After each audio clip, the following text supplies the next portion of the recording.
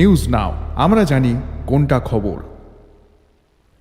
কেদারনাথে মাঝ আকাশ থেকে ছিঁড়ে পড়ল বিকল হেলিকপ্টার। শনিবার সকালে কেদারনাথ ধামে অবতরণের সময় যান্ত্রিক গোলযোগের কারণে বিকল হয়ে গিয়েছিল একটি হেলিকপ্টার। সেটিকে এয়ারলিফট করে ফিরিয়ে আনছিল উদ্ধারকারী MI-17 চপার।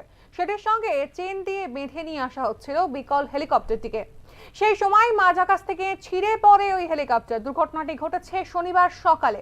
যদিও এখনো পর্যন্ত দুর্ঘটনায় কোনো হতাহতের খবর নেই। প্রাথমিকভাবে জানা যাচ্ছে কেদারনাথ ও গৌচরের মাঝে ভীমবলির কাছে লিঞ্চলিতে দুর্ঘটনাটি ঘটেছে।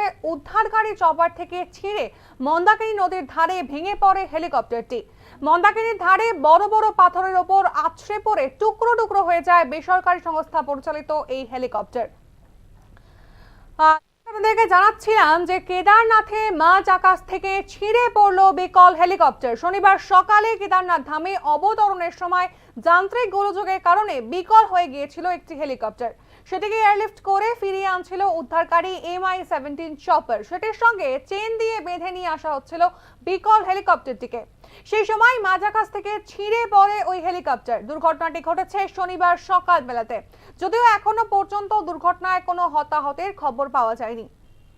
প্রাথমিকভাবে জানা যাচ্ছে কেদারনাথ ও গৌচরের মাঝে ভীমবালির কাছে লিঞ্চলিতে দুর্ঘটনাটি ঘটেছে। উদ্ধারকারী চপার থেকে ছিঁড়ে মন্দাকিনী নদীর ধারে ভেঙে পড়ে হেলিকপ্টারটি। মন্দাকিনীর ধারে বড় বড় পাথরের ওপর আছড়ে পড়ে টুকরো টুকরো হয়ে যায় বেসরকারি সংস্থার পরিচালিত এই হেলিকপ্টার।